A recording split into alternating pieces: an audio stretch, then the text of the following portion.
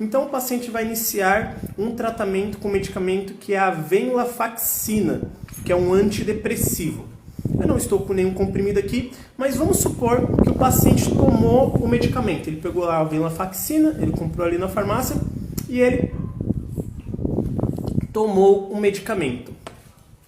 Quando o paciente toma o medicamento, em primeiro lugar que ele chega é no estômago.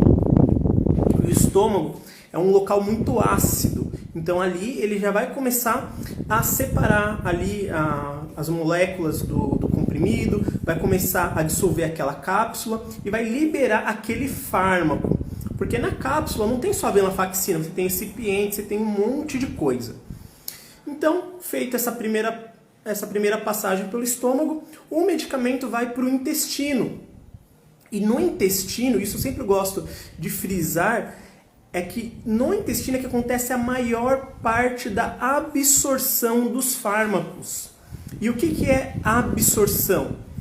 A absorção é a passagem do medicamento do local que a gente tomou para a corrente sanguínea. Então, para o medicamento chegar na corrente sanguínea, normalmente isso acontece no intestino.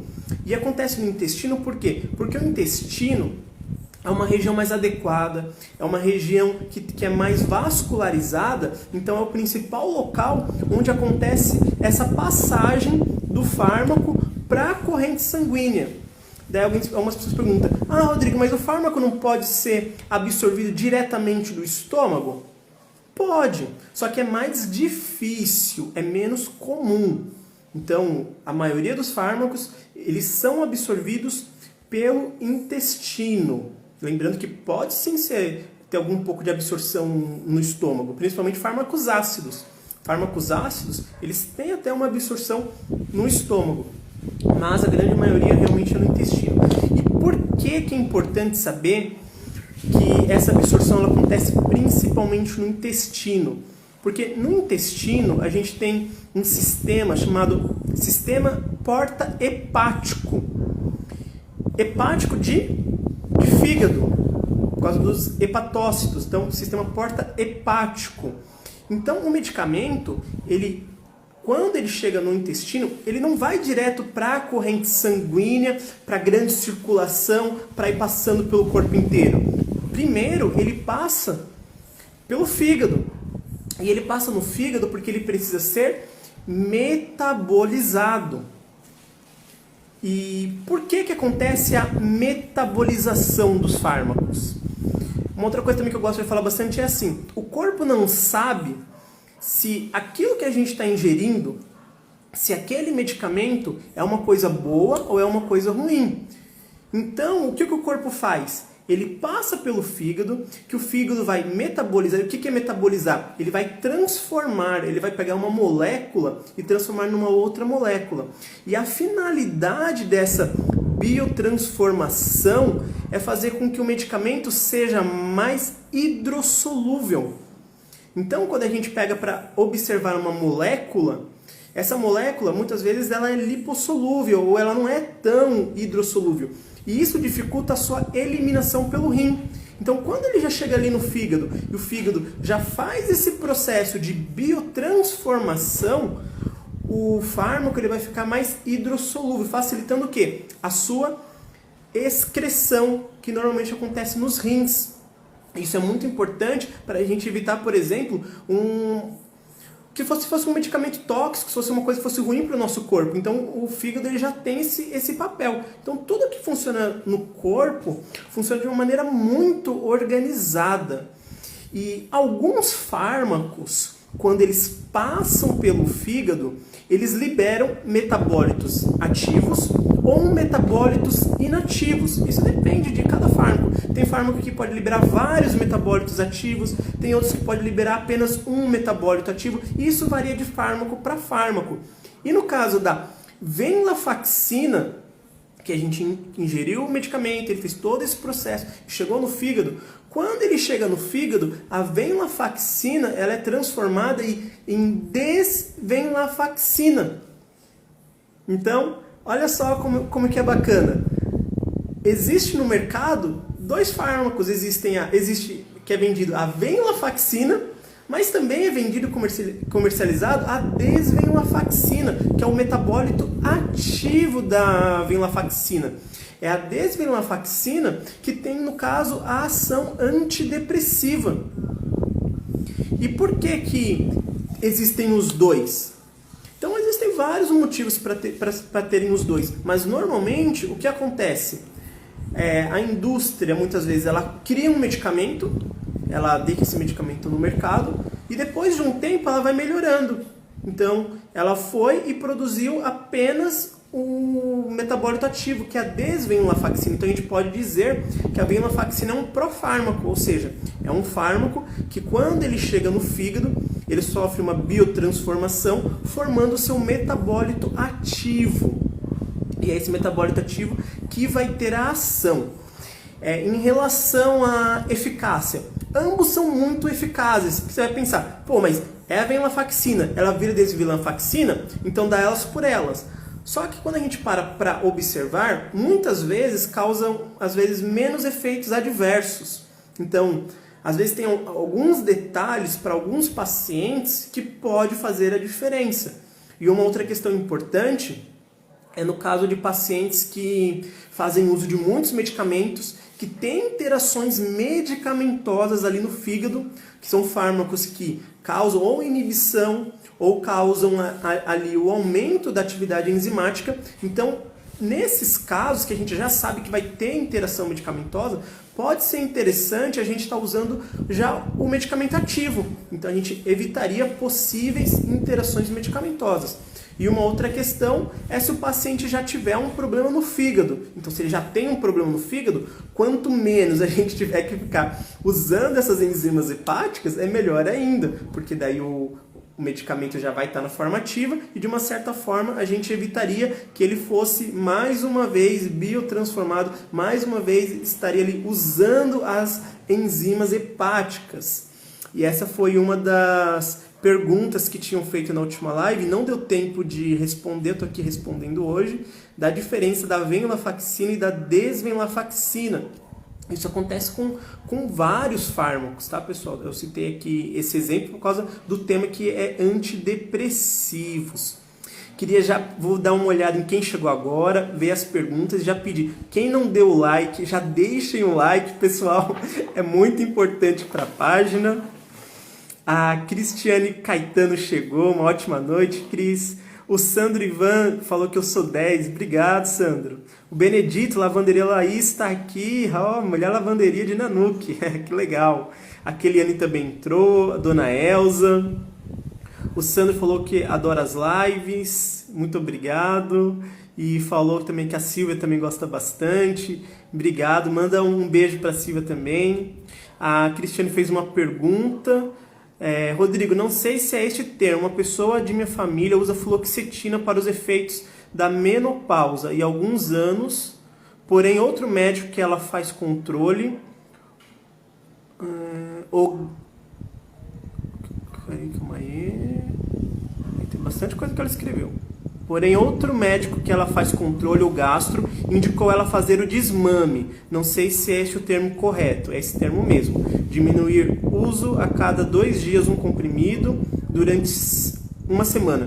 Depois de 4 em 4 dias e depois de 7 em 7 dias. E parar completamente. Pode ser por ser gastrite ou como uma dependência da fluoxetina, porque a pessoa fala que não faz efeito mais. Em relação aos medicamentos, né? Pode sim acontecer da pessoa começar a usar um antidepressivo e de repente ele perder um pouco vamos dizer assim, a eficácia. Muitas vezes, o que os médicos fazem? Eles vão observando os sintomas. Então, conforme a pessoa não vai tendo uma melhora, ou se ela tem uma recaída, eles aumentam normalmente a dose do medicamento. Então, é comum o paciente começa com um comprimido ao dia, e daí o médico vai acompanhando. Daí, se no retorno o paciente fala, olha, doutor, eu não estou me sentindo tão bem, eu estou me sentindo um pouco pior, normalmente o médico aumenta a dose. Se mesmo assim o paciente não melhora, é comum, inclusive, os médicos trocarem os medicamentos. Então, às vezes, o paciente está usando fluoxetina, a fluoxetina não está tendo o efeito desejado, o médico vai e opta por por outro medicamento. Então, eu vou estar explicando um pouco mais isso na frente, mas a depressão ela é multifatorial, ela não acontece só por uma coisa. Então, da mesma forma que um paciente que é diabético, ele tem que tomar cuidado com a ingestão de açúcar, cuidado com a alimentação, não é só o medicamento que vai ter o efeito. O paciente que faz tratamento de distúrbios do humor, ele também tem que entender que não é somente o medicamento que vai fazer todo o efeito. Outras coisas são importantes, inclusive muitos farmacêuticos já vêm trabalhando com isso. O farmacêutico hoje em dia está muito integrado às práticas integrativas complementares, as PICs. Então, tem a questão da gente estar trabalhando com auriculoterapia, a gente pode estar trabalhando com homeopatia, com florais. Tem tantas outras coisas que são importantes para o paciente também melhorar a mente dele, melhorar a saúde dele. Então, ele não pode ficar totalmente dependente do medicamento. O medicamento é importantíssimo, mas essas outras coisas também são importantes. E a gente vai falar bastante sobre isso hoje. E só um último complemento. Como ele é gastro, pode ser que eles estão tentando trocar o antidepressivo, porque é muito comum os antidepressivos que agem na serotonina, eles causarem problemas gástricos. Então é extremamente comum. Então às vezes o paciente, não sei se é o caso, você não relatou, mas por ser um gastro, e ela falar que ela está tratando para gastrite, né? Muitas vezes é decorrente do uso da fluoxetina mesmo, é muito comum. Mas lembrando que não só a fluoxetina. Às vezes as pessoas na depressão, elas são muito ansiosas, elas ficam muito irritadas, muito nervosas, é uma angústia muito grande, e esse nervosismo também pode aumentar a queimação. Então é uma série de coisas que precisam ser observadas. E daí o que eu iria indicar para você, ver como é que está a alimentação dela também. Porque às vezes o paciente não relaciona. Às vezes ele está ali tomando refrigerante, come e bebe líquido ao mesmo tempo, ou faz outras coisas que também acabam atrapalhando a parte gástrica. Então, é sempre uma associação de coisas. Não sei se ela é tabagista, também influencia na parte gástrica. Então, são todos pontos importantes para estar observando em relação ao desmame perfeito. Nunca o médico vai interromper o tratamento de uma vez. É sempre gradual, porque senão você tem vários efeitos colaterais decorrentes desse término abrupto. Então, perfeito aqui a conduta do médico. O Francisco entrou, a Arlete, Cristiane Caetano, Jackson Nonato, a Deise sempre presente, Fernando Amaral, o Guilherme falando que é a primeira live, uma honra ter você aqui na live, que legal, a Arlete também está aí. Então vamos dar uma continuação e depois a gente retoma, eu vou lendo as perguntas também. Então beleza, a pessoa foi lá, tomou um antidepressivo, lá no caso a gente está falando da venlafaxina, passou por todo esse processo, chegou ali no fígado, sofreu metabolização e depois que sofreu a metabolização formou a desvenlafaxina e a desvenlafaxina vai chegar no nosso cérebro. E quando ela chega no cérebro, ela vai agir de uma maneira... Eu vou só retomar aqui um pouco para quem chegou aqui na primeira vez, né? A gente falou isso na outra live, mas eu vou mostrar aqui para vocês de novo. Aqui, olha a criatividade, hein, pessoal? Opa, ixi, quase caindo aqui. Calma. Deixa eu ajeitar aqui. Cai não, filho. Pronto. Aqui a gente tem um neurônio. Claro que ele não é redondo assim, ele tem toda uma morfologia, mas essa foi a melhor Tupperware da Laís que eu consegui para fazer a live para vocês. Quando nós temos aqui o neurotransmissor, o neurônio, desculpa, existem vários tipos de neurônios. Tem neurônios, por exemplo, que são neurônios serotoninérgicos, tem neurônios que são noradrenérgicos e assim vai. No caso de um neurônio serotoninérgico, o que acontece? Quando... Deixa eu abrir aqui, vou abrir aqui para vocês verem. Aqui é o neurônio por dentro.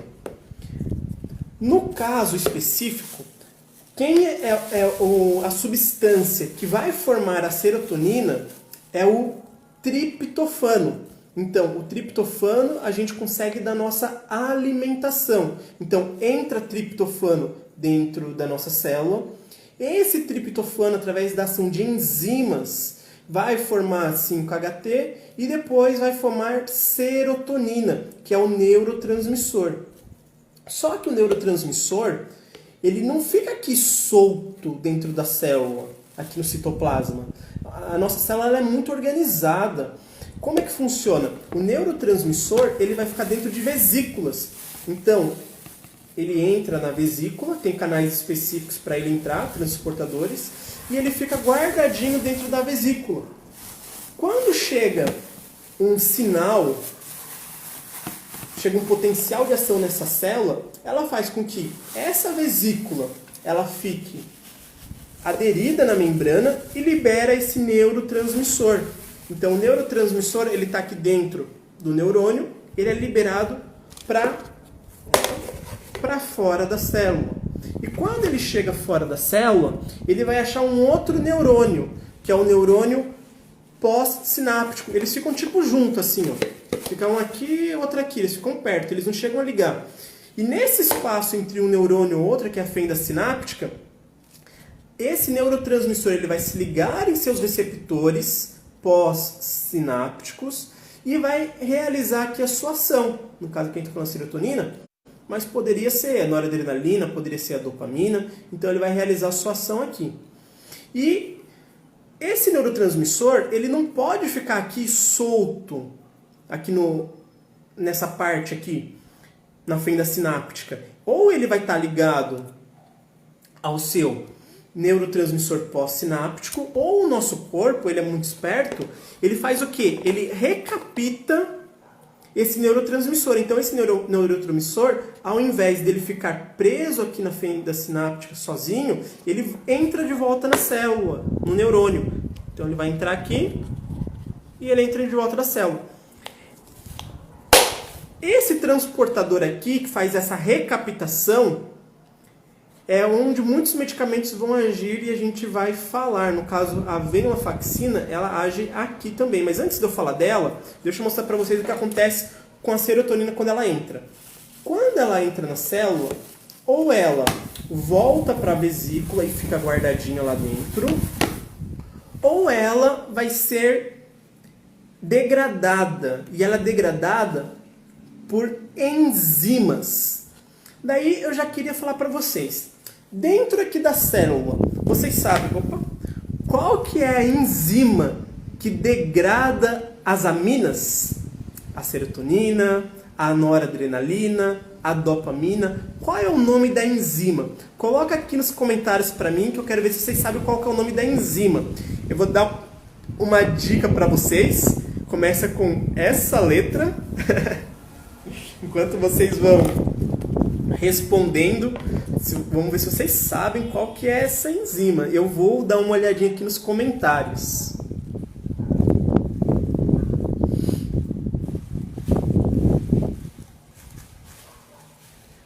A Deise falou, algum ansiolítico que não altere o libido, é possível você falar um pouquinho? Vamos falar sim, só me lembra, não vou esquecer não. Mas se eu esquecer, você dá mais uma lembrada, mas eu vou deixar para falar assim mais para frente. E aqui a Cris perguntou, Rodrigo, minha colega começou a tomar ontem esse Talopram e se sentiu muito mal, boca seca, sono, mal-estar. É normal dela sentir todos esses sintomas no primeiro dia de uso? Hoje mesmo ela não quis tomar. Pode acontecer sim dela sentir esses sintomas. Esses sintomas, inclusive, são bem característicos, principalmente boca seca, que é um sintoma ali noradrenérgico, que é onde ela vai estar agindo. A questão da sonolência também pode acontecer. Agora, o que normalmente é feito quando vai ser iniciado um tratamento com antidepressivos? O ideal, isso daí foi até comentado na outra live, é que o médico comece com as menores doses possível. Então, às vezes, não sei se você já viu, o médico fala assim, olha, tomar meio comprimido por 7 dias, daí depois você toma um comprimido. Ou durante tantos dias você vai tomar uma dosagem e depois, na segunda semana, você vai aumentar a dosagem. Então, quando o paciente vai iniciar, é muito interessante, às vezes, o médico começar com uma dosagem menor. Se esse sintoma da sua amiga continuar muito forte, então ela não tiver suportando, tiver muito ruim, o que seria indicado? Que de repente ela voltasse no médico, conversasse com ele, e o mais provável é que o médico ou vai diminuir essa dose, ou ele vai até trocar. Eu acho que, pelos sintomas que você falou, diminuindo a dosagem talvez seria o suficiente. Daí você precisa saber qual a dosagem que ela toma e tudo mais. Só que a tendência também é, com o tempo, um pouco desses efeitos começarem a diminuir. Eles acontecem um pouco mais no começo mesmo do tratamento. Deixa eu ver aqui. A Ingrid perguntou: o succinato de desvenlafaxina é a venlafaxina, mas metabolizada, que nem prednisona e prednisolona? Deixa eu ver se... É isso que você falou, Ingrid, mas é o contrário. É a venlafaxina que forma a desvenlafaxina. A desvenlafaxina já é o produto pronto, já é o fármaco ativo. No caso, ela representaria a prednisolona, mas o raciocínio é o mesmo. A Nalva chegou, a Deise respondeu que é o mal, o Matheus respondeu que é mal, a Jennifer, a Cristine, a Aline. Então, o pessoal respondeu que é a mal. E a que a Cris falou, ela começou com a dosagem de 20 mg. Às vezes pode ter sido uma dosagem alta para ela. Então, às vezes vai ter que conversar com o médico. Eu não me lembro agora se existe dosagem menor de escitalopram pronta, né? De, por exemplo, 10 mg. Mas é uma opção para estar conversando com o médico. A Maria Juliana, metilcoenzima A. Não é essa. Ela falou que foi um chute. Mas talvez o nome confunda um pouquinho. É a MAL a resposta. A MAL, ela que vai fazer a degradação desses neurotransmissores. Então, que chama monoaminoxidase, ela vem, oxida ela, então vai fazer com que ela perca o seu efeito. E por que é feito isso? Porque você tem que ter o controle. Muito neurotransmissor é ruim e pouco é ruim. Você precisa ter a quantidade adequada dos neurotransmissores. Então é isso que acontece com o neurotransmissor quando ele entra dentro da célula. E agora, só falando um pouquinho da desvenlafaxina, a desvenlafaxina ela vai fazer o quê? Não tem esse transportador aqui, que faz a recaptação, ela inibe esse transportador. E ela inibe o transportador de serotonina e de noradrenalina, ou seja, ela vai agir nas duas aminas, tanto na serotonina quanto na noradrenalina.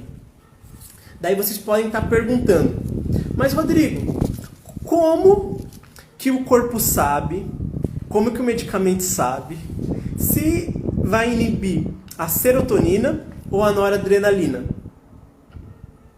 A Deise falou que tem de 10, de 15 e de 20 o escitalopram. Então, isso daí já é uma coisa boa para estar falando pro médico. Se ela começou com de 20, não se sentiu bem, talvez seja interessante ela começar com de 10 e depois subir para o de 20.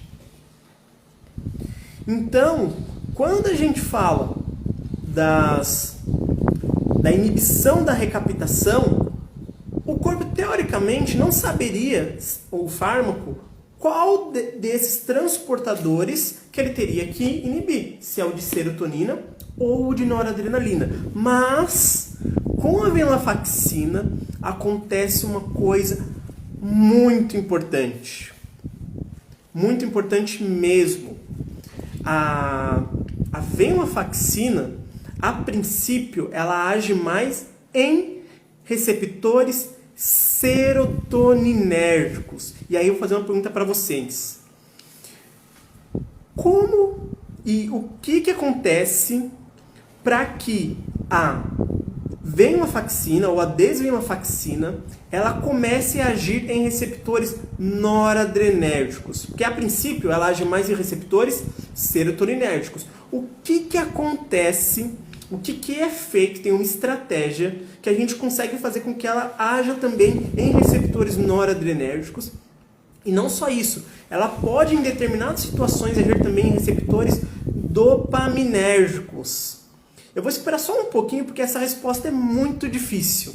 Alguém tem noção de como que a gente consegue mudar essa questão de escolher se ela vai agir nos receptores serotoninérgicos ou também nos noradrenérgicos? Isso daí eu vou esperar só um pouquinho porque essa é uma questão bem difícil.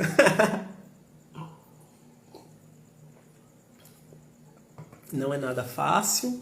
Enquanto vocês vão pensando aí, eu vou falando já do principal efeito adverso da venlafaxina. E o principal efeito adverso é o aumento da pressão. Um cuidado especial que a gente tem é em relação a... Estou olhando aqui as respostas. O cuidado em especial que a gente tem que ter com ela é em aferir a pressão desses pacientes. Então, uma coisa muito importante que o farmacêutico pode estar fazendo ali na drogaria, pode estar fazendo em casa, é o quê? Ele viu que o paciente vai iniciar o tratamento com esse antihipertensivo específico, faz o acompanhamento da temperatura, da pressão dele. Eu falei temperatura? Acho que confundi. Ele faz um acompanhamento da pressão dele. Causa um aumento da pressão. Desculpa, acho que eu falei errado. Aumento da pressão. Então, faz o acompanhamento da pressão desse paciente. Verifica se o paciente ele está tendo algum sintoma, como por exemplo dor na nuca, ele está tendo algum rubor, alguma coisa diferenciada. Muitas vezes é do uso do medicamento. Então a gente consegue ajudar ele. Então fala das questões da alimentação, fala da questão, se possível, do exercício, que inclusive o exercício é importante para ajudar o paciente a sair daquele momento de depressão. É até uma estratégia bastante usada. E agora vamos ver aqui a resposta. A Maria Givina falou pelo feedback.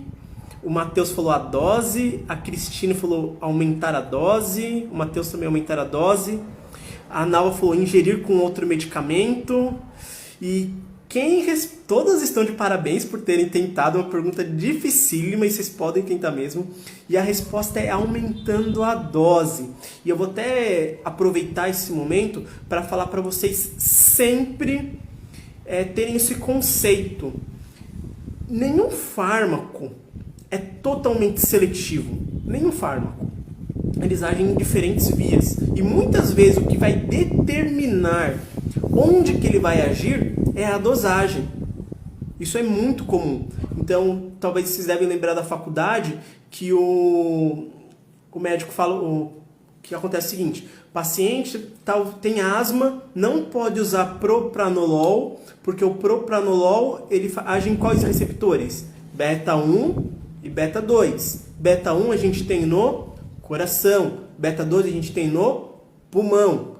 Beta 1 de um coração, e beta 2 de 2 pulmões, para vocês decorarem. Então, talvez fosse interessante usar o quê? Um atenolol, porque o atenolol ele é um beta-bloqueador específico para beta 1. Então, ele teoricamente não age no pulmão, porque ele é beta 1 seletivo. Só que acontece que, a depender da dosagem que o paciente usar o atenolol, ele pode sim atrapalhar a parte do pulmão. Então, quando a gente fala de pacientes asmáticos, o cuidado que tem que ter com o propranolol também tem que se ter cuidado com o atenolol. Se vocês forem dar uma olhada na bula do atenolol, ele vai estar lá também, que tem que ter cuidado com pacientes que são asmáticos, que é contraindicado com pacientes que é asmático. Por quê? Não é seletivo beta 1? É seletivo dependendo da dose. Você aumentou a dose, o medicamento pode sim ter ação em outros receptores. Isso é muito comum. Então é um conceito que nós farmacêuticos precisamos entender também, que muitas vezes a dose pode sim definir onde que o medicamento vai estar atuando. E no caso da venlafaxina acontece isso. Em baixas doses ele é seletivo para serotonina. Você começa a aumentar as doses, ele começa a agir onde? Na noradrenalina.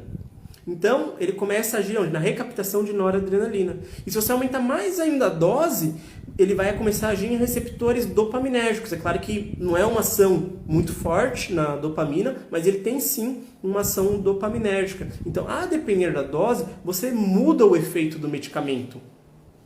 E daí, às vezes acontece do paciente vai no médico, está tomando 1, 2 comprimidos, o médico percebe que o paciente não melhorou e ele fala, olha, eu vou aumentar a sua dose. E daí o paciente fala, mas tomar 2 comprimidos, tomar 3 comprimidos para mim é muito. Vou tomar só 1, porque para mim 1 tá bom. Só que aquele 1 não vai resolver. Por quê? Tem pacientes que eles melhoram a gente atuando nas vias serotoninérgicas. Mas tem pacientes que para melhorar, a gente precisa agir na via noradrenérgica. Não dá para saber em qual via que o paciente está precisando mais. A gente pode até ter uma noção, mas na prática, às vezes o médico tenta. Então, o antidepressivo, vocês podem também ver, eles não é 100% de certeza que ele vai resolver. Qualquer antidepressivo, eles têm uma margem de erro. Normalmente eles funcionam para 70% das pessoas. Então, você usou um antidepressivo para uma pessoa, existe uma probabilidade dela não ter uma melhora. Então, o médico tem que trocar a estratégia. Então, uma das estratégias que é feita, se eu estou usando um medicamento que age ali nas vias serotoninérgicas e não está adiantando, é interessante pensar em ativar também as vias noradrenérgicas. Isso porque na depressão a gente não pode pensar apenas que é deficiência das monoaminas. Falta de serotonina, falta de noradrenalina. Na depressão, existe um conjunto de interações que acontecem entre os neurotransmissores. A noradrenalina, ela atua nas vias da serotonina, a serotonina atua ali em outras vias, atua em vias do GABA. Então, é um conjunto de ações que vão gerar uma resposta. Então, é uma coisa muito complexa. Então, sempre tem que ter esse cuidado. Então, o paciente que vai começar o uso desses medicamentos, a dosagem ela é fundamental. E o farmacêutico trabalha muito onde? Na adesão.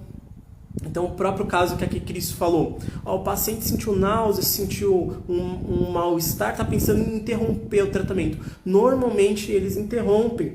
E eu não sei se especificamente da bupropiona, mas uma outra coisa também que pode ser tentada é usar o medicamento com alimento. Então, normalmente, quando o paciente tem problemas gástricos, daí só precisa dar uma olhada para ver se não tem uma interação com o alimento, a bupropiona, mas isso é muito comum com a sertralina. Sertralina, fluoxetina, eles causam muitos problemas ali gástricos. Então, uma alternativa é pedir para o paciente usar o medicamento com o alimento. Então, após o café da manhã, não toma em jejum, não toma com o estômago vazio. Normalmente funciona. E associado a isso ao quê? A gente também tentar outras estratégias, ver como é que está a alimentação dele, ver como é que está sendo o dia a dia dele, porque daí o paciente vai se sentindo mais seguro. E sempre falar com ele assim, tenta! Eu sei que não está sendo legal, que não está sendo bom para vocês passar por esses efeitos, mas a tendência é eles diminuírem. É claro que se não diminuir, você pode vir aqui falar comigo, tu fica à disposição, mas vamos tenta mais um pouco. Esses efeitos vão passar e logo você vai começar a sentir os benefícios do medicamento, os benefícios do tratamento. Então tudo isso é muito importante. Deixa eu ver aqui as respostas de vocês. A Deise falou, bupropiona também pode levar à pressão. Normalmente pode também porque ela age nessas vias noradrenérgicas. Normalmente quando age em via de noradrenalina, pode aumentar um pouco a pressão. Os que normalmente não aumentam muito a pressão, os que agem mais na via serotoninérgica. Analpo Rodrigo, tem um conhecido que usa venlafaxina 150 há 8 anos. Percebi que não diminui a dose do medicamento. É porque ele está aí, provavelmente ele deve estar em cima aqui. A pessoa também não colabora fazendo exercício físico e dieta. Dessa forma, pode complicar o tratamento? Se não diminuiu, mas se não aumentou, muitas vezes está bom, porque ele estabilizou. Nem sempre a gente vai conseguir fazer o desmame do medicamento, porque varia muito de pessoa para pessoa. É um conjunto de coisas que causam a depressão. A ansiedade em excesso pode atrapalhar, a alimentação pode atrapalhar. Tem muitas coisas que podem interferir. E não é sempre que o paciente vai conseguir suspender o medicamento. O importante é que ele esteja com uma vida boa e estável. Se vai conseguir diminuir o medicamento, melhor. Se não conseguiu, mas se a gente consegue com que ele tenha uma vida normal, normal no sentido de diminuir aquela apatia, aquela fraqueza, que a pessoa não consegue trabalhar, não consegue aquele desânimo. Se ele está estável, tudo bem. Desde que não tem que ficar tomando mais medicamentos. Então, às vezes, que nem se falou, faz 8 anos. Às vezes o próprio corpo também já está muito acostumado. Então, a gente tem que começar também a valorizar também os pacientes nesse sentido. Porque não é fácil, são várias coisas envolvidas e não depende só dele muitas vezes. Tem coisas que dependem dele, mas tem coisas também que dependem pouco dele. Tem questões genéticas, tem questões hormonais, e daí a gente pode ir trabalhando e auxiliando esse paciente. Mas não é uma coisa fácil, às vezes é fácil para um, mas nem sempre é fácil para outro. Isso varia de pessoa para pessoa. Não, eu falo que ele está normal, então se ele está normal, é isso mesmo, graças a Deus, ajuda ele no que puder, incentiva ele e vai acompanhando. No momento certo, ele vai melhorando essas outras questões também, tá? E agora falando da questão que a gente está falando que a depressão ela é multifatorial, ela não é somente falta de neurotransmissor, ela envolve vários aspectos. Tem um outro aspecto que eu gostaria de conversar com vocês, que é em relação a uma substância que é produzida pelo nosso corpo. Um hormônio que o nosso corpo produz. A serotonina, ela pode ser transformada num outro hormônio. Ela pode ser transformada num hormônio. Vocês sabem qual é essa substância que a serotonina pode produzir? E vou dar uma dica para vocês. É produzida durante a noite. Coloca aqui para mim nos comentários se vocês sabem que substância que a serotonina pode ser transformada e que isso acontece à noite. Vamos ver se vocês sabem essa.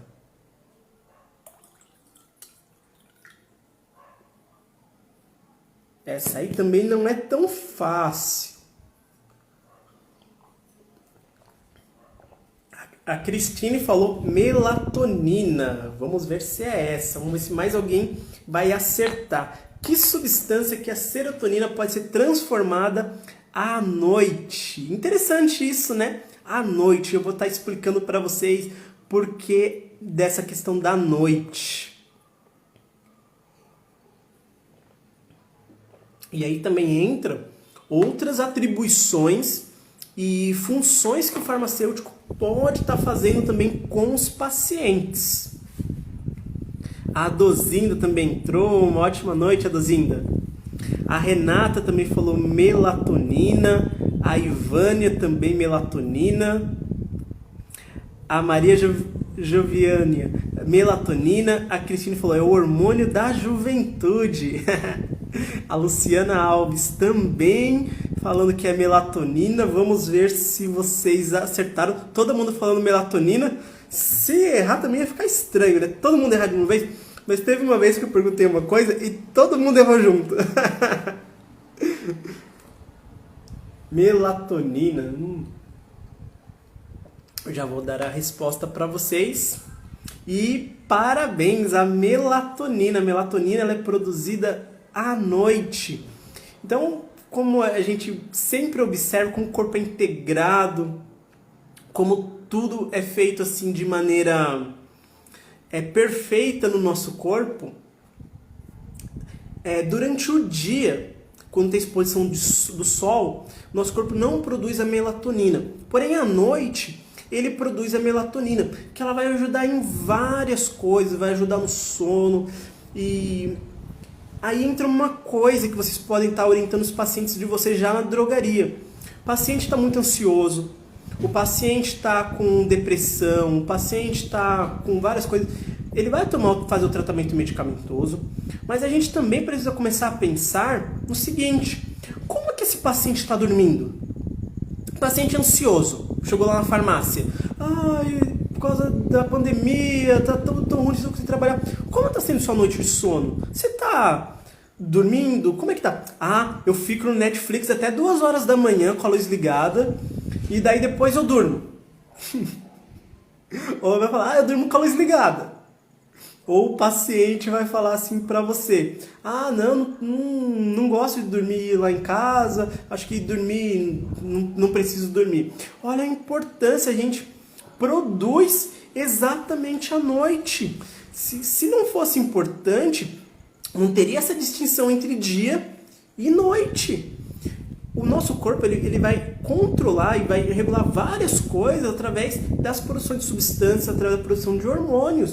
Um outro hormônio que, por exemplo, é produzido pela manhã, agora é o contrário, vou fazer outra pergunta para vocês.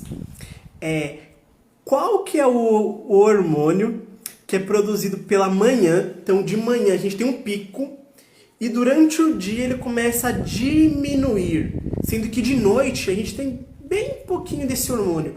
É o principal hormônio de estresse. É um hormônio que aumenta a glicemia, que ele deixa a gente mais preparado para luta e fuga. E ele tem essa característica de quando a gente acorda ele está alto e depois ele vai diminuindo. Vocês sabem que hormônio é esse? E ele está relacionado com a depressão também, pessoal. Muitos estudos já apontaram essa relação desse hormônio com a depressão. Aqui a Maria Lorete falou cortisol, a Cristiane cortisol, a Daniele cortisol. Tô gostando de ver, pessoal, participando bastante. Deixa eu dar uma olhadinha aqui nas perguntas. A Nalva falou que funciona como antioxidante também. No caso aqui, ela tá falando da melatonina. E a que eles falou, Rodrigo, eu tomo clonazepam de 2 e mesmo assim acordo a noite toda. Daí precisa ver direitinho, porque o clonazepam, ele já é um indutor do sono, ele induz o sono diretamente. Ele é um agonista, né? Ele vai estar ali potencializando a ação do GABA, e o GABA é o nosso principal neurotransmissor inibitório. Então, se não está melhorando com o clonazepam de 2 miligramas, que ele induz ao sono, induz até de maneira direta, pode ser que o seu corpo, não sei o tempo que está usando, às vezes pode ter tolerância também, então a gente começa com uma dosagem, depois de um tempo essa mesma dosagem passa a não ter mais uma certa eficácia, e daí a gente também ou vai ter que aumentar a dose, ou trocar o medicamento, mas principalmente trabalhar essas outras questões também, das questões do sono, apesar que a gente não vai entrar em tantos detalhes hoje aqui nessa parte do sono, vou só falar algumas coisas, mas é importante cuidar do sono, é importante cuidar do estresse, da luminosidade, da alimentação, tudo isso é muito relevante quando a gente fala da questão do sono. E no caso dos ansiolíticos, eles podem, em determinado momento, ter tolerância. Então, pode ser que tenha acontecido isso, daí teria que saber quanto tempo que você está tomando. Então, aqui, vamos ver, a Daniele falou cortisol, a Carla, o Carlos, a Alane cortisol, a Rosinete, a Deise, a Sandra e a Luciana. E todos vocês acertaram. Cortisol, nosso principal hormônio do estresse. Então ele aumenta durante o dia e diminui à noite. Agora imagina o seguinte. Melatonina está diretamente relacionada com o quê? Com serotonina. A gente já viu que serotonina está ou pode estar diminuída ali na depressão. A gente sabe que o cortisol está diretamente relacionado com a questão da depressão também. Então, é observado que pessoas com depressão, o que acontece? Lá no nosso hipotálamo, aumenta a produção de CRH, que é um outro hormônio. Esse hormônio vai ativar a hipófise, que vai produzir ADH, e a hipófise vai ativar ali a glândula suprarrenal, que vai estar produzindo mais cortisol. E o cortisol está aumentado em pacientes que tem depressão. E se a gente parar para imaginar, a pessoa na depressão é como se ela estivesse numa luta e fuga contínua. A pessoa sempre está com a mente ansiosa, ela está nervosa, ela está com medo. São o quê? São coisas do estresse mesmo. Então tem relação bioquímica. E a questão do cortisol é que ele pode também estar sendo associado, não só ao cortisol, mas como os hormônios que eu mencionei, associados a uma questão genética. E eles vão estar ali modulando a ligação entre os neurônios. Então eles podem ativar genes e, decorrente disso, a gente pode ter alterações nas sinapses, alteração na comunicação das células, que é hoje um dos mecanismos mais prováveis para explicar a depressão. Então, a depressão hoje ela é vista de uma forma multifatorial, que o final de todas essas reações de cortisol, de monamina e de estresse e de tudo isso vai resultar em alterações neurológicas que vão mexer na ligação entre as células, entre os neurônios, vão atrapalhar as sinapses, vão acabar destruindo algumas ligações boas e impedindo algumas ligações vão destruir algumas ligações boas e podem aumentar algumas ligações que são ruins. Então tudo isso vai piorar a pessoa que tem depressão. Então esses são os estudos mais modernos que nós temos hoje em dia, porque a depressão em si ainda não foi totalmente elucidada. Então a gente falou aqui de coisas muito simples que podem fazer total diferença na vida da pessoa. Então, como é que está o sono dessa pessoa? A pessoa está indo dormir? A pessoa está desligando a luz? Ou ela fica em frente da TV para dormir? A pessoa, ela toma sol? Outra coisa importante.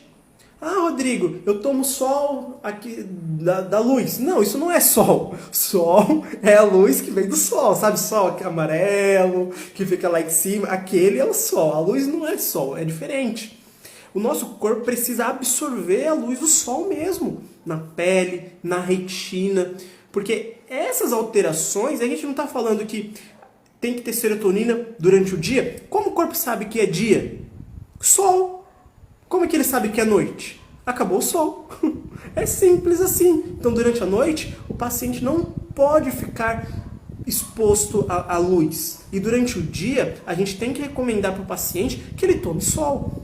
E se você tiver fazer um acompanhamento mais profundo, a gente pode até fazer dosagem de vitamina D e pode suplementar. A vitamina D, ela controla vários genes. A gente pensa que é só uma vitamina do osso. Ah, a vitamina D é bom para fortalecer o osso. Ela faz um monte de coisa. A vitamina D, ela controla vários genes. E eu não estou falando aqui que o paciente está depressão porque não toma sol. Não. O paciente tem depressão porque ele não dorme. Não, é um conjunto de fatores. São fatores genéticos, são fatores ambientais, é a falta da produção das monaminas, os receptores que começam a ficar mais fracos. Mas a gente tem que trabalhar também esses detalhes. Porque a soma desses detalhes é que vai fazer o paciente, muitas vezes, ter uma piora da depressão, ou ele não melhorar daquele quadro clínico. E tudo isso que a gente está falando tem base biológica, tem base bioquímica. E só um cuidado, que eu até conversei isso com uma farmacêutica, falei assim, Rodrigo, então a gente tem que suplementar, por exemplo, triptofano, que é o triptofano, a gente consegue ele da alimentação. E hoje em dia existem suplementos de triptofano, a gente consegue mandar manipular o 5-HT para tentar melhorar a transmissão do cérebro, né? Porque eles são precursores do neurotransmissor, no caso da serotonina. E o cuidado que a gente tem que ter, isso não é só com o 5-HT, com o triptofano. Eu acho que é fundamental que o farmacêutico acompanhe esses pacientes. Porque suplementar por suplementar, se você não acompanhar esses pacientes, não tem grande valia. Até porque a gente tem que monitorar. Será que a partir do momento que ele usar um suplemento, ele vai melhorar ou ele não vai melhorar? Será que todo paciente precisa suplementar ou não é todo paciente? E a gente tem que sempre estar estudando. A gente não falou aqui agora há pouco que dependendo da quantidade do neurotransmissor, uma pessoa pode ter deficiência ou de serotonina, ou de noradrenalina, ou dos dois, ou de dopamina, e cada fármaco vai estar agindo num local. Às vezes o médico está lá tentando aumentar a noradrenalina, que é um neurotransmissor associado ali a depressão e você vai e suplementa com triptofano. Às vezes o médico não quer que aumente serotonina, ele quer que aumente noradrenalina. Às vezes esse balanço precisa aumentar para um ou outro lado. E às vezes isso também é tentado.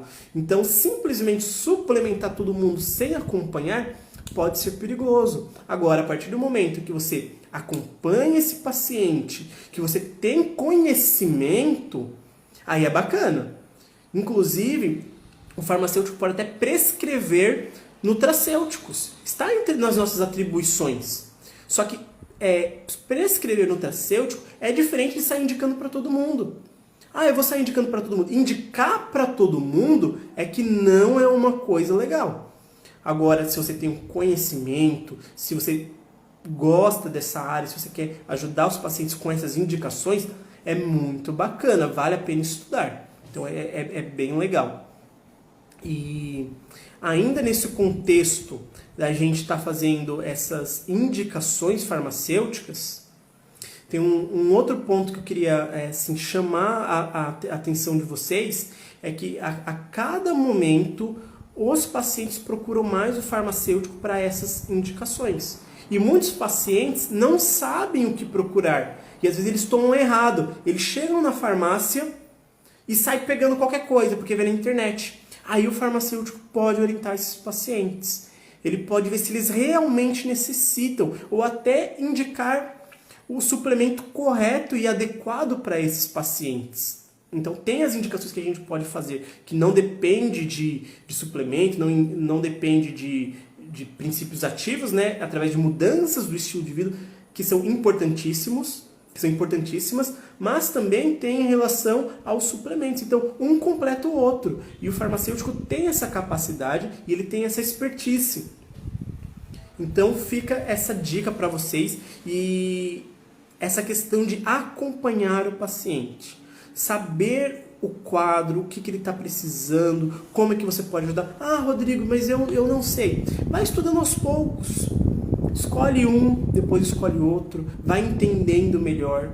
E quando você for ganhando mais confiança, o ideal é que fosse sempre, mas sempre que possível, acompanha.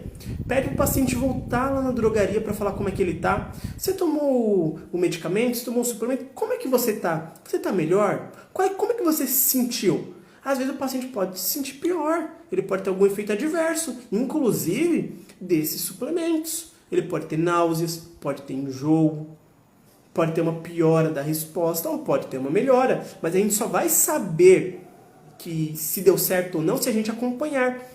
E essa é uma das maiores falhas que eu vejo nas atribuições do farmacêutico, porque se a gente não acompanha, se a gente não monitora, não tem como a gente saber qual o resultado e o impacto das nossas intervenções. É diferente do médico, é diferente do nutricionista, é diferente do fisioterapeuta. Eles fazem as intervenções e eles acompanham para entender o que aconteceu. E eu vejo que quando nós também começarmos a acompanhar esses pacientes e a monitorar, a gente tem muito a ganhar e o paciente vai se beneficiar de uma maneira magnífica, porque o farmacêutico é muito próximo da população. Então, esse fica o alerta para vocês e também aqui essas considerações que eu fiz em relação às suplementações, em relação às nossas indicações farmacêuticas, que eu sou um fã, assim, eu sou apaixonado por essa área, eu gosto demais e elas fazem muita diferença. E só um outro detalhe que eu queria falar com vocês em relação agora à parte do sono, contar um pouquinho de uma experiência minha. Eu já tive grupos de memória. Como é que eram esses grupos de memória? Eu me reunia com os pacientes, então uma média de 10 pacientes por grupo, normalmente eram idosos ou já adultos, né? Eles passavam comigo e a gente ia monitorar a questão da memória, porque normalmente o idoso fala, mas minha memória tá ruim, eu tô muito esquecido, disso, daquilo. A primeira coisa que eu sempre fazia com 100% dos meus pacientes para melhorar a memória, sono. A primeira coisa. Funciona. Sabe por quê? Durante o dia.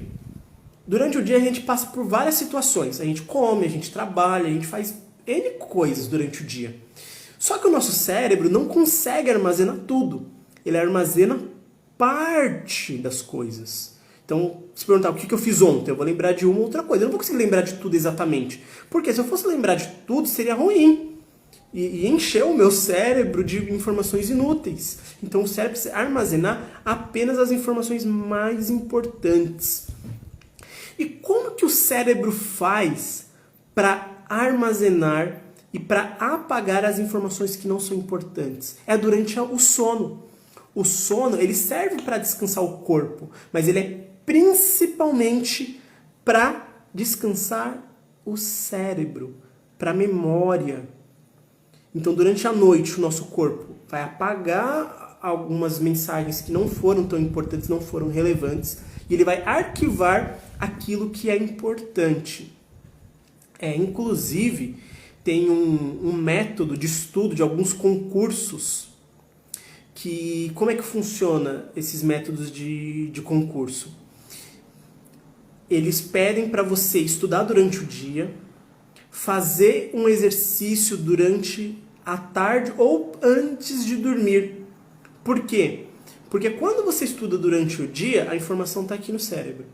Quando você faz um exercício antes de dormir, ou mais ali para a noite, está próximo da hora de você dormir. Quando você dorme, você tem mais chances de você gravar aquelas informações. Olha que engraçado, até uma técnica que é usada aí para concursos. Então, de repente, vocês têm alguém aí fazendo concurso ou alguém com dificuldade de gravar as coisas, mas é uma dica muito interessante. Você estuda durante o dia, você faz exercício no mesmo dia durante a noite. Quando você for dormir, no outro dia essa memória vai estar mais bem consolidada no seu cérebro. Então, dormir é fundamental para a pessoa. E aquelas questões que a gente falou, durante o dia precisa tomar um pouco de sol para a formação de vitamina D, para ajudar a regular todo o nosso ciclo circadiano, e durante a noite ficar livre do sol. Desliga a TV, desliga as coisas, tenha uma noite de sono repousante, porque é durante a noite que você vai melhorar. E daí você pensa comigo, se o cérebro faz tanta coisa durante a noite, ele melhora ali a questão, ele limpa também informações que não são boas. Imagine uma pessoa com depressão, se não vai ser bom, se não vai ter efeitos benéficos. Claro que vai. Agora, uma das dificuldades que o paciente com depressão tem é que ele tem um distúrbio onde? No sono. E por que ele tem um distúrbio no sono? Porque você reduziu aqueles neurotransmissores e a ligação dele com seus receptores. E esses neurotransmissores, eles são importantes para o sono. A gente pega ali a serotonina, ela é importantíssima parte do sono. A gente não falou aqui da melatonina também? Então, você pode observar, um dos principais sintomas do paciente com depressão, ou ele vai ter insônia, ou às vezes ele vai ter sonolência. Então, normalmente é mais a questão da insônia, mas acontece muito com o paciente, porque está desregulado. Então a gente começa a perceber também que não é uma coisa separada, é um conjunto de coisas que vão causando a depressão, que vão causando a ansiedade. Muitos pacientes hoje em dia não estão com depressão, mas eles estão como? Ansiosos no trabalho, eles não estão se alimentando bem, eles estão dormindo pouco, eles não estão tomando sol. Isso vai causar depressão? Não, mas isso, somado com muitas outras coisas no nosso corpo, uma predisposição genética, coisas que aconteceram às vezes durante a gestação, que só vão ser manifestadas agora. Acontece assim, pessoal. Não é de uma hora para outra que a pessoa desenvolve uma depressão, um conjunto de fatores. Então, tudo isso a gente tem que trabalhar com o nosso paciente. Então, a gente observa que, em relação à memória, a questão do sono, ela é fundamental.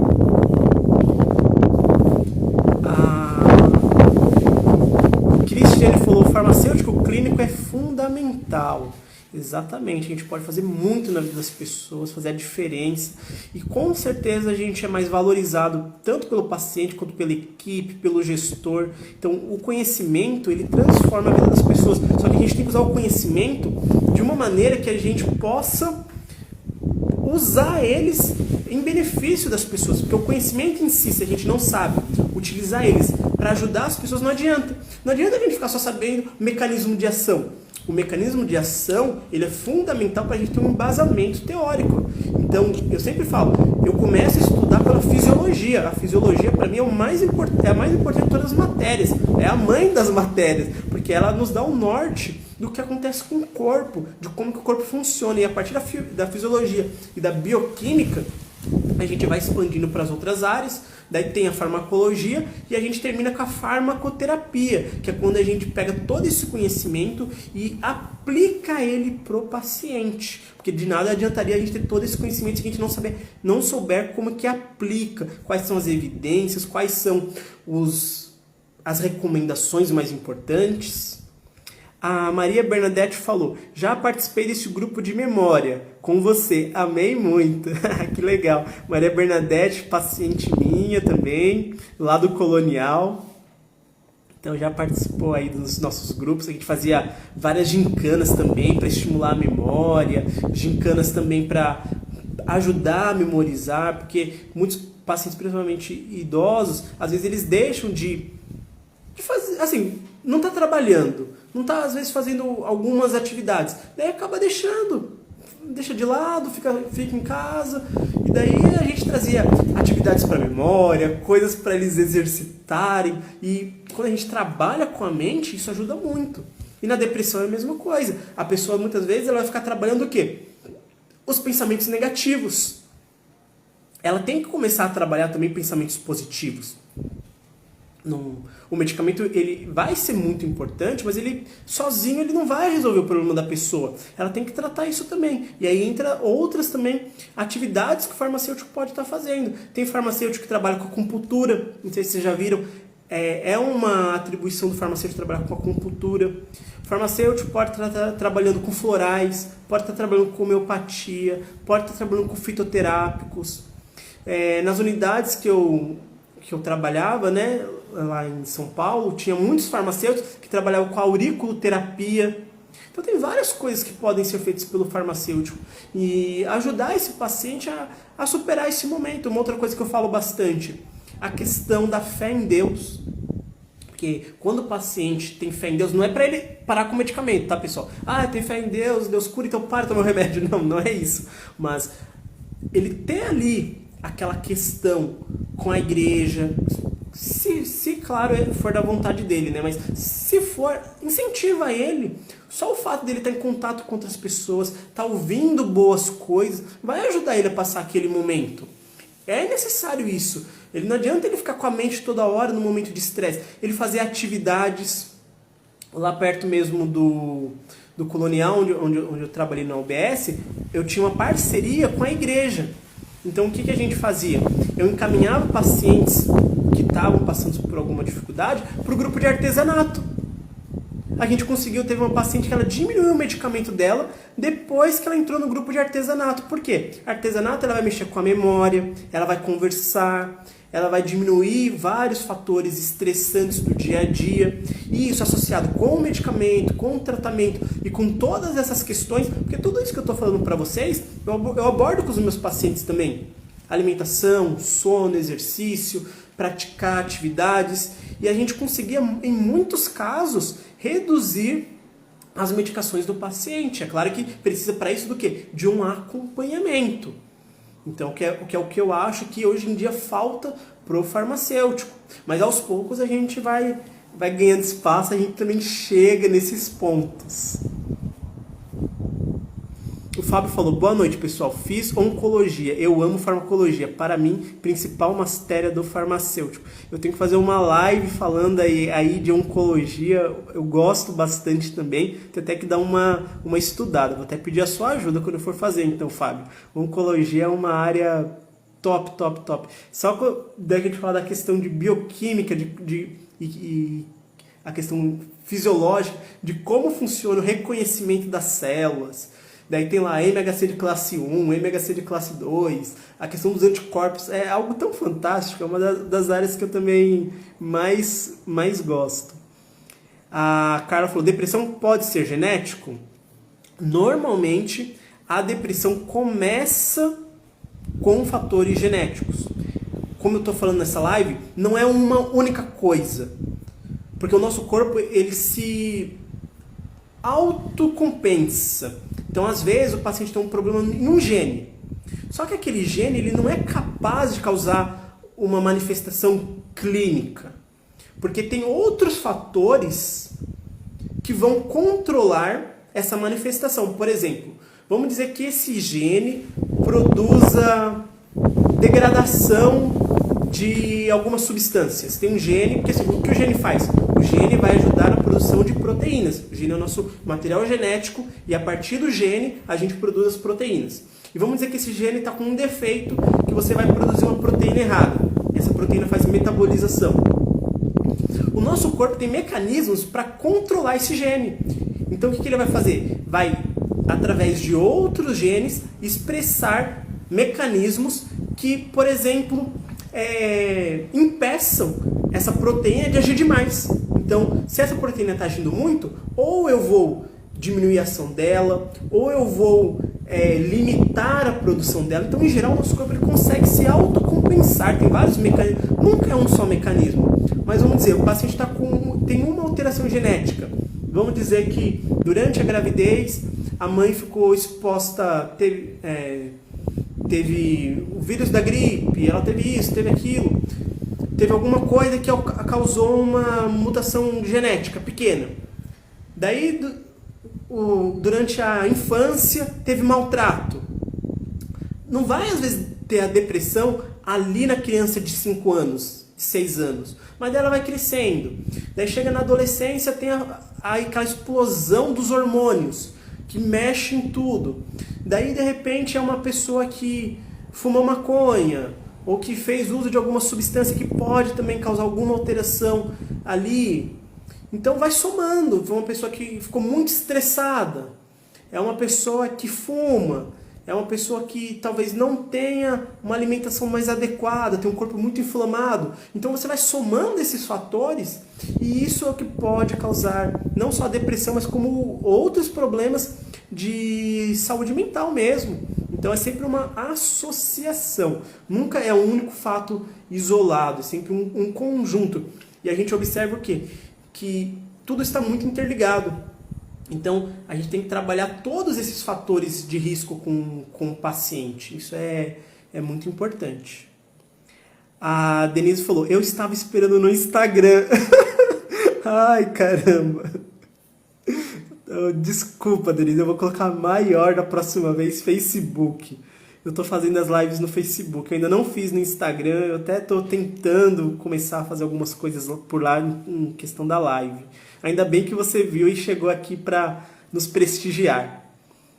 A Maria Bernadette falou que era muito legal aqueles nossos grupos, falou que ela participou e ela foi encaminhada para, acho que foi para a acupuntura. Eu acho que eu cheguei a te encaminhar para a acupuntura também, porque era lá no... esqueci o nome do local. A gente tinha um outro local onde tinha várias abordagens ali multidisciplinares, né? Entre elas tinha a acupuntura, né? E eu encaminhava meus pacientes também para a acupuntura, porque eu sempre tenho essa visão com os meus pacientes, a saúde integral. Eu trabalho cada ponto com eles, medicamento, bem-estar na questão da mente, bem-estar na questão da família, bem-estar na sociedade. E esse conjunto de associações é que dá mais resultado. Então é até por isso que os médicos gostavam de encaminhar os pacientes para mim, porque os pacientes que passavam comigo tinham mais resultado, porque eu trabalhava sempre com essa visão. Eu vou trabalhar os diferentes pontos com o paciente, vou ver onde que eu posso ajudar ele, e juntos nós vamos aí trilhar esse caminho até que ele consiga a melhora. Então eu não ficava focando só no medicamento. O medicamento é importante, eu focava na adesão, em reduzir os efeitos adversos, mas eu via também todas essas outras questões que também elas são fundamentais.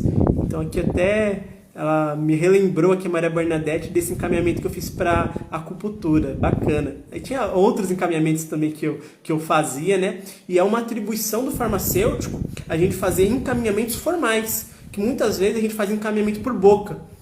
Passa no médico. Faz isso, faz aquilo.